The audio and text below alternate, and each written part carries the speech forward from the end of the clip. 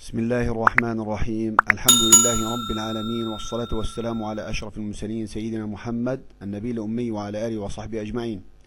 اللهم علمنا ما ينفعنا وانفعنا بما علمتنا إنك أنت العليم الحكيم.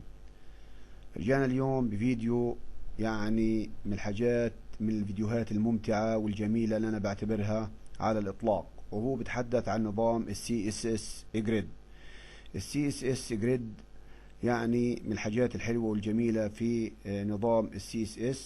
انت من خلال هذه الخاصية اللي هو عبارة عن CSS Grid بتقدر تعمل موقع متجاوب على كل الشاشات.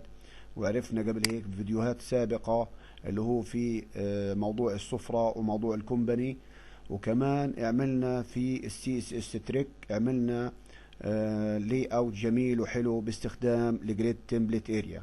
طبعا اليوم انا مش راح اتحدث عن الجريد تمبلت اريا فقط، هتحدث عن نظام السي اس اس جريد، كيف بنقدر احنا نتعامل معاه في الصفحة تبعتنا. طيب زي ما احنا شايفين، طبعا اللي هو انا بستخدم هنا الفي اس كود.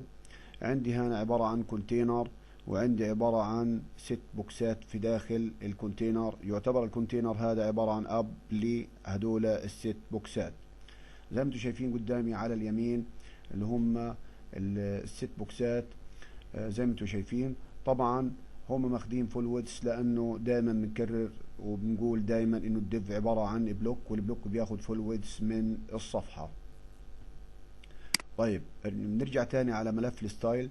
طبعا زي ما احنا عارفين وزي ما احنا متعودين دايما بنعمل بادنج ومارجن، بادنج زيرو ومارجن زيرو، وبنعمل بوكس سايزنج اللي هو بيساوي بوردر بوكس، مشان ما يحسبش البادنج والبوردر من ضمن الويدث والهاي تبع الاليمنت. وحطيت هنا تكست الاين سنتر مشان سنتره هذول في المنتصف، وحاط الكلر تبع كل عنصر من العناصر هو عبارة عن اللون الابيض، ومعطيله فونت سايز. طيب نيجي للكونتينر، حاطط انا ماكس ويدث بيساوي 1200 بكسل. الهاي يعني من 100 من الفيو هاي تبعت اللي هو الصفحة، اللي هو الصفحة تبعتي اللي قدامي، وعامل مارجن من الاعلى ومن الاسفل 20 بي اكس، ومع اليمين وعلى اليسار عبارة عن اوتو. وحاط شوية صفات للبوكسات اللي هي عندي، اللي هي باك جراوند كلر لكل واحد من الباك جراوند كلر. طيب ندخل في الموضوع على طول. كيف انا بدي استخدم اللي هو نظام السي اس اس جريد؟ اول حاجة بنكتب زي ما بنكتب دايما، زي ما بنقول احنا ديسبلاي فليكس، زي ما تعودنا احنا في نظام السي اس اس اللي هو الخاص بالفليكس. هنا بنكتب بس عبارة عن الجريد زي ما انتم ملاحظين. فبلاحظ انه العناصر صفت هيك بشكل عمودي طبعا عندي بالصفحة. طيب انا كيف بدي اتعامل مع هذا النظام؟ اول حاجة عندي في هذا النظام عبارة عن حاجة اسمها الجريد تمبلت كولوم. نكتب الجريد داش تمبلت داش كولومز. طيب انا كيف بدي اصف العناصر هذه اللي عندي؟ في عندي حاجات كتير بنظام السي اس اس جريد. ممكن تستخدم النسبة المئوية، ممكن تستخدم البكسل، ممكن تستخدم حاجة اسمها الفراكشن. حنشوف كل واحدة في كل واحدة منهم بشكل بسيط ومفصل. طيب هذا لو انا استخدمت النسبة، قلت له انا بدي 70% وبدي 30%، طبعا هو هنا فهم انه انا بدي عمودين. الاول بدي اياه يكون ياخد 70% من اللي هو الكونتينر، والتاني ياخد 30% من الكونتينر، فصف لي العناصر زي ما انتم شايفين بشكل رائع وبشكل جميل. طيب انا ممكن كمان استخدم في الشغله هذه عباره عن اللي هو النسبة المئوية اللي هو زي ما انتم شايفين والبكسل. يعني ممكن انا هنا احط مثلا بدي انا العمود الاول عبارة عن 30%، والعمود الثاني 30%، وبدي كمان عمود ثالث في المنتصف هو عبارة عن مثلا لو قلنا له 250 بكسل. فبتشوفوا ان العنصر الاول اخذ 30%، والعنصر الثاني هذا البوكس 3 اخذ 30%، واللي في المنتصف 250 بكسل. طبعا طبق ال 250 بكسل كمان على السطر الثاني. طيب في عندي شغلة ثانية ممكن انا استخدم اللي هو نظام الفراكشن. لو قلنا له هنا بدي إياه أنا اللي في المنتصف بدي إياه واحد فراكشن، فبقسم لي هنا 30% وهنا 30%. لو كبرنا الصفحة هذه، زي ما انتم شايفين بتلاحظوا انه هذا اخذ 30% وهذا اخذ 30%، واللي في المنتصف اخذ واحد فراكشن. طيب رجعنا تاني على الصفحة. ايش في كمان ممكن استخدم؟ ممكن استخدم مثلا الفراكشن لحاله. يعني انا لو بدي انا هنا عمودين، فبكتب له انا 1 فراكشن، فبقسم لي هذول الى عمودين فقط. طيب انا ممكن استخدم اخلي النسبة اللي هو النسبة الثانية انا بدي اياها 2 فراكشن، فبعمل لي هذا 1 فراكشن وهذه 2 فراكشن بقسم لي اياها. طيب انا بدي هذه 2 فراكشن وهذه بدي اياها 1 فراكشن. ممكن انا العب في الجريد سيستم زي ما بدي، زي ما انتم شايفين. فبقسم لي هذا 2 فراكشن بياخد، وهذا بياخد 1 فراكشن. طيب انا في عندي شغلة تانية، مثلا انا عندي 1 فراكشن وعندي هنا 1 فراكشن وعندي 1 فراكشن، صار في عندي 3 أعمدة. طيب الثلاث أعمدة هذه طبعا كل عمود من الأعمدة عبارة عن بشكل متساوي. طبعا أنا بديش أنا الإشي هذا كل مرة بدي أعمل 1 فراكشن 1 فراكشن 1 فراكشن. في عندي دالة اللي هو عبارة عن تكررت هذه الأعمدة، فاسمها عبارة عن ريبيت، يعني أنا بكرر الشيء. فبكتب أنا ريبيت زي ما أنتم ملاحظين، وبكتب هنا أنا بدي كم عمود يتكرر عندي. أنا بدي مثلا 3 أعمدة، كل واحد عمود فيهم بدي إياه يكون 1 فراكشن نفس النسبة. فبتلاحظوا نفس اللي أنا عملته قبل هيك، اللي هو 1 فراكشن 1 فراكشن 1 فراكشن. طيب أنا بدي إياها 4 أعمدة تصير عندي، فبتلاحظوا قسم لي إياها 4 أعمدة. لو عملنا انسبكشن على الشبكة تبعتنا، رحنا على الكونتينر، فبتلاحظوا زي ما انتم شايفين هنا عندي، لو جبنا هذه شوية هيك هنا حطينا اللي هو الماوس على الكونتينر، بتلاحظوا انا عندي اتكررت الشبكة عندي 4 أعمدة، وكل عمود من الأعمدة عبارة عن شكل متساوي في البعد. فعندي زي ما انتم شايفين عندي 1 2 3 4. طبعا هذول بالنسبة ل 5 و 6 طبعا ما اخذوش مكان جنب البوكسات فنزلوا تحت. ممكن انا عندي 6، فبقول انا ها 6، فبيجوا بالسنترو عندي نفس الاشي زي ما انتم ملاحظين، السنترو عندي نفس الصفحة كلهم نفس الاشي. طيب في عندي شغلة تانية اللي هو بي للسي اس اس جريد، هي عبارة عن استخدام المين ماكس. لو انا قلت له انا بدي انا اول واحد بدي يكون 1 فراكشن واخر واحد بدي 1 فراكشن، واللي في المنتصف بدي الدالة عبارة عن من ماكس. بدي انا القيمة الاولانية بدي اياها اوتو، وبدي القيمة الاخرى عبارة عن مثلا لو قلنا له 50%.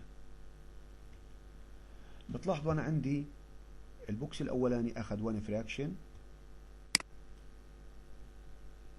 لو رجعنا هذا شوية بس زي هيك عشان بس نشوف الصفحة بشكل كامل، بتلاحظوا انه اول عمود اخذ عندي 1 فراكشن، ثاني عمود اخذ عندي 1 فراكشن. اللي في النص هذا اول قيمة بياخدها اللي هي اصغر حاجة في عند تصغير التمبلت اخذت عبارة عن اوتو. واكبر شيء عند التكبير لما انا اكبر اعمل سايز، يعني انا لو عملت هنا سايز زي ما انتم شايفين، فاكبر قيمة اخذها عندي عبارة عن 50%، واصغر قيمة اخذها عبارة عن اوتو من المحتوى زي ما انتم شايفين. تمام 100%. طيب ايش في عندي شغلات تانية ممكن انا اعملها؟ ففي عندي لقيت انا لو طلعت خلصنا الحاجات اللي هي الخاصة بالكولوم. طيب انا بدي في عندي حاجة تانية اللي هي كمان بالرو. لو انا عملت هنا روز،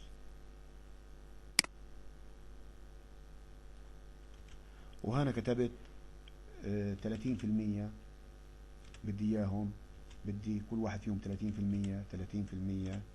وهنا عندي 30% وعندي هنا 30%. طبعا بتلاحظوا انه البوكس من بوكس 1 لبوكس 4 اخذوا 30%، والباقي طبعا انا لانه انا هنا عندي عبارة عن 6 اسطر، فعندي هنا انا حاطط له عبارة عن 4 اسطر. طيب تمام 100%. طيب ايش في عندي كمان؟ في عندي شغلة تانية اللي هي عبارة عن، طبعا الحاجات اللي بنطبقها على الروز تطبق على اللي هو الكولوم. يعني انا هنا لو رجعت قلت له جريد داش تمبلت داش كولوم،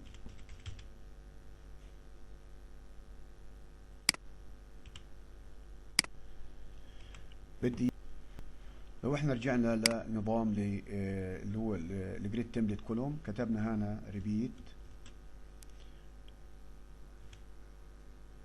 عملنا بدي 3 عمدان، كل عمود بدي اياه يكون 1 فراكشن، ورجعنا لجريد تمبلت روز كمان نفس الاشي، عملنا هنا ريبيت،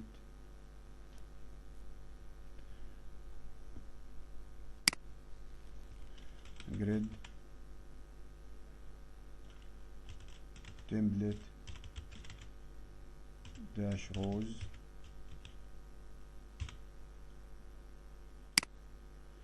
بدي اياها مثلا 4 اعمدة، كل عمود بدي اياه 1 فراكشن، ريبيت، نسينا الريبيت، عندي 4 1 فراكشن،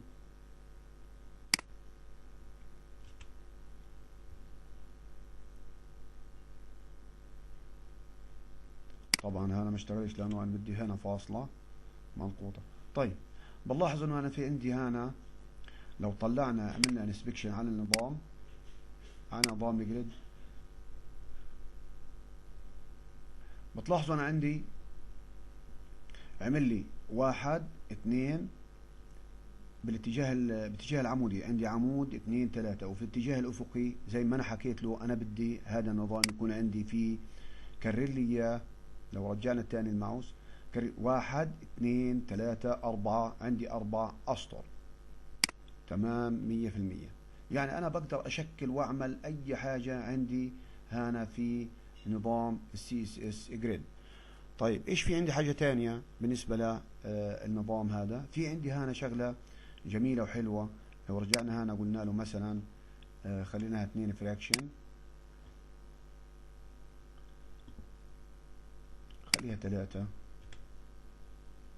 طيب بتلاحظوا انه انا عندي بين الاعمدة والاسطر فيش جاب، فيش مارجن بينهم وبين بعض. في عندي كمان شغلة بنظام الجريد سيستم، هي عبارة عن الجريد رو، الجريد كولوم جاب والجريد رو جاب. يعني انا لو بكتب جريد داش كولوم داش جاب، بدي اياها مثلا بدي اياها تكون 5 بي اكس، بتلاحظوا عندي عمل لي فراغات هيك بين كل عمود والتاني عبارة عن 5 بي اكس. طيب بدي انا الجريد، طبعا ممكن انا اغير كمان جريد داش رو داش جاب، بدي اياها مثلا 5 بي اكس، كمان بدي اياها بالاتجاه الافقي. بتلاحظوا انه عمل لي 5 بي اكس فراغ اللي هو عبارة عن مارجن بين العناصر والتانية. طب انا بدي اياه بالاتجاه اللي هو الرا، بديش انا 5 بي اكس، بدي اياه 10 بي اكس، فبعمل لي 10 بي اكس، وهذا بضله زي ما هو 5 بي اكس. يعني انا ممكن اتحكم في الجاب زي ما بدي. طيب في عندي دالة تانية اختصار للاشي هذا، اختصار الاشي هذا هو عبارة عن اللي هو عبارة عن الجريد جاب، اسمه جريد جاب، اللي هو بدي يكون 5 بي اكسل في جميع الاتجاهات بين الأعمدة وبين الأسطر.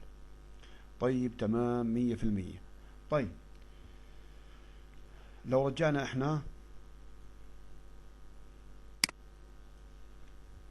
خليناهم زي ما هم، في عندي شغلة تانية اللي هي عبارة عن الجريد لاين. يعني انا لو رجعت تاني هنا رحت على الجريد لاين، بتلاحظوا الشبكة اللي عندي هنا، بتلاحظوا انا عندي كل هذا، عندي العمود الاول، العمود الثاني، العمود الثالث، العمود الرابع، عندي السطر الاول والسطر الثاني. عندي هنا بالنسبة لي الجريد لاين اللي هم هدول المكتوبين فوق 1 2 3 4 5، عندي هنا 1 2 3 4 5، وعندي هنا 1 2 3. تمام، في 100%. انا بقدر اتحكم في كل عنصر من العناصر هاي. بدي انا مثلا البوكس الاول اللي هو هذا اللي انا بشاور عليه، بدي اياه يمتد من مثلا بدي اياه من الجريد لاين 1 للجريد لاين 3، او بدي اياه مثلا من الجريد لاين 1 للجريد لاين 4، او مثلا بدي اياه يكون من الجريد لاين 1 للجريد لاين 5. نفس الكلام بالنسبة للأسطر. طيب خلينا نشوف في تطبيق عملي. لو رجعنا احنا هنا للبوكس رقم 1، رجعنا للبوكس رقم 1، انا بدي هذا، بدي الجريد، بدي احكي عن اللي هو في عندي شغلتين، جريد كولوم وجريد رو. لو قلنا احنا الجريد داش كولوم، بدي انا البوكس الاولاني، لاحظوا انت البوكس الاول اللي هو البوكس رقم 1 بدي اياه يمتد من الجريد لاين 1 الى الجريد لاين 3. يعني انا بدي اعد 1 2 3، فهيك بكتب 1 الى 3. بتلاحظوا انه البوكس رقم 1 امتد من الجريد لاين 1. يعني انا عندي هنا لو طلعنا تحت على السطر هذا عندي 1 2 3. تمام 100%. طيب في حاجة تانية غير الجريد لاين اللي هي عبارة عن ايش؟ اسمها السبان. لسبان، يعني انا لو عملت هيك تشتغل نفس الجريد لاين، وقلت له انا جريد داش كولوم عبارة عن بدي اياها سبان 3. طبعا هنا بتختلف شوية، انا بدي اياها سبان 3، يعني انا بدي اياها تمتد 3 اعمدة زي ما انتم ملاحظين. يعني انا لو عملت هذه كومنت ورجعنا عملنا هنا، بتلاحظوا طلعوا ايش الفرق. هذا اشتغل على اللاين، لكن هذاك السبان اشتغل على الكولوم. هذا اللي هو الجريد كولوم من الجريد لاين 1 للجريد لاين 3 اشتغل على الجريد لاين، لكن السبان اشتغل على الكولوم نفسه. يعني انا لو عملت كومنت على هذه وشغلت الثانيه، بتلاحظوا الفرق، انه السبان هو عبارة عن اخذ امتداد من 1، اخذ البوكس الاول والبوكس الثاني والبوكس الثالث. لو عملنا انسبكت على الصفحة تبعتنا ورحنا على الكونتينر، بتلاحظ انه اخذ عبارة عن 3 اعمدة اللي هو نظام السبان. ايش في عندي كمان؟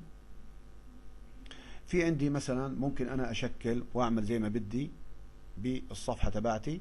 مثلا لو رجعنا احنا على البوكس رقم، رجعنا على اللي هو نظام الجريد لاين، رجعنا لها وعطلنا هذه، رجعنا اللي هو على البوكس رقم، مثلا البوكس رقم 5، عندي هنا البوكس رقم 5، نشتغل بالتنين مثلا.